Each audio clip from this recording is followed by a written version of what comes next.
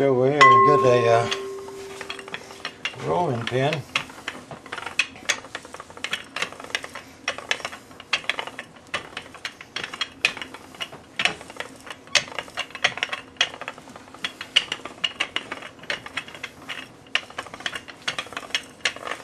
What you want is about 3/8 of an inch.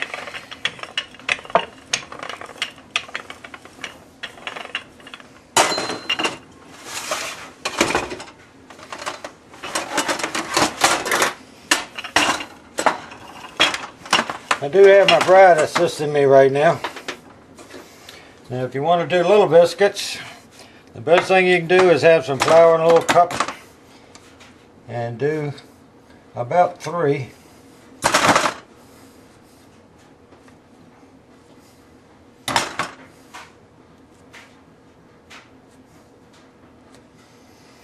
And it won't stick to it. We're going to cut this off because, you know what, next thing we're going to do is put them on this sheet. Well, we got 20 biscuits so far, and this is what's left over when you cut them out. Just try to roll it in, roll it under itself. That's all you have to do. This dough is a little on the wet side. I would probably start with 1.5 cups of milk on this. If you tuck it under, get it sort of square on the edges.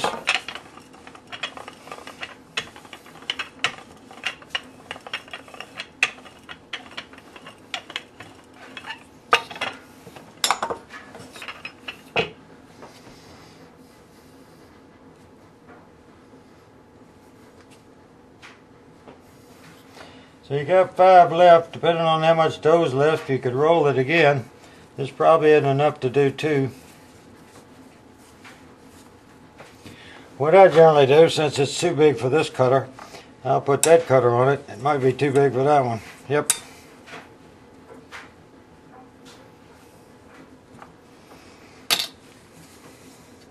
I just roll it up in a ball, put the cutter over it. Y'all probably all done the same thing like me. This isn't anything magical. They won't be as domed as the others.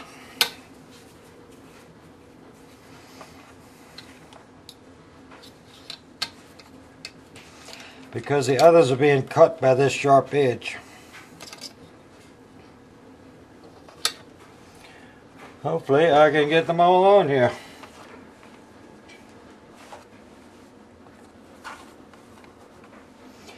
And the oven's heating up to 400 degrees. And if you're going to eat them right now, you cook them 12 minutes. If you're going to eat them at another time, you cook them 10 minutes, let them cool on a rack. And then after they're cooled, put them in sandwich bags for the freezer. These quart bags will hold 6.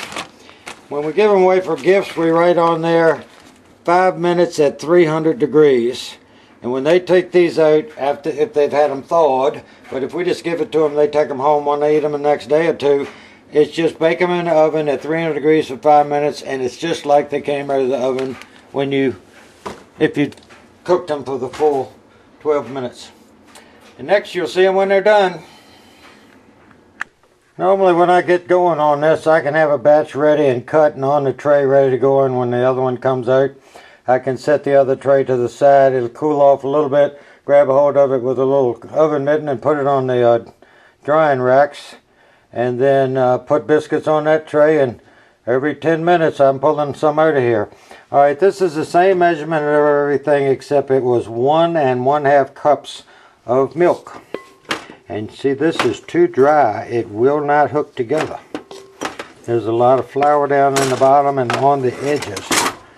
It's definitely hard to do this with one hand. So it needs a little more milk. But it might take only 1/4 cup, and that's about how much you ought to put in it at a time. But we'll get these done and cut out, ready to go in the oven. Turn it on. Okay, my wife's bride's helping me again. I put another 1/4 cup, so that's 1 3/4 in that amount. It does vary from time to time. You want to work it, and then just sort of take the heel of your hand and run it under itself. You get a little bit of a smooth edge on the side. And then you want to roll it out. We'll be back. Okay, this is 27 of them. This is what they look like after 10 minutes. See how they rose up nice? They got nice edges on them. The bottom's just starting to brown a little bit. Some of them are brown than others because your oven does heat different in different corners. And I made these a little bit bigger. You can see all these were the same, and these are the two I patted out in the little deal like that. See how they didn't rise like those did, because those were cut with that sharp edge. And I use this one over here, and I have a little one that I patted with extra dough, and that's the other one. And that's a lot thicker, so we'll see how much taller it is, because that biscuit ought to be as tall as the tallest one here. 10 more minutes and I think I'm going to be done for the day. Well, there's the next batch. This tray is hot, and if you see where the one was that I had to make up rather than cut out, see how much taller it is? Because it was ½ inch instead of 3/8. These are generally 3/8 when they started. That's, see my finger? Probably a little better than an inch. This one here is way more than an inch, and they're hot. Well, my bride already ate one with butter on it, and she said they passed the test. Now another thing, you can get one of these gauges and put it in your oven to see how accurate it is, because my bride reminded me that I said 400 degrees, but our oven, when you set it on 425, it'll say 400. So you really want to do these like 425. You can go as high as 450 if you're going to eat them that day. We do it a little bit lower temperature, like 425, so that we can cook them some more. And for a good cookbook, and for everybody that didn't listen to this at the end, we bought this on the Blue Ridge Parkway years ago. It is absolutely the best cookbook I think I've ever bought for just general all-around recipes about everything. And it is looks like 440 or 45 pages long, but it's in a spiral thing, and that's what the back looks like. But it is a great recipe book for pies, cakes, goulash. Everything is in here. Well, y'all have a Merry Christmas. Hopefully I'll get this on the air before nightfall. My camera battery says I got 17 minutes worth of juice left, so everybody have a great Christmas and a safe New Year.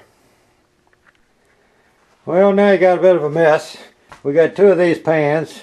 We got what we put the milk in, what we cut them with, what we measured the flour with. Although our containers of flour and sugar have containers in them, but I need one to be able to dip these in when I cut it. The pastry cutter end device, and the board, the bowl, and the spoon.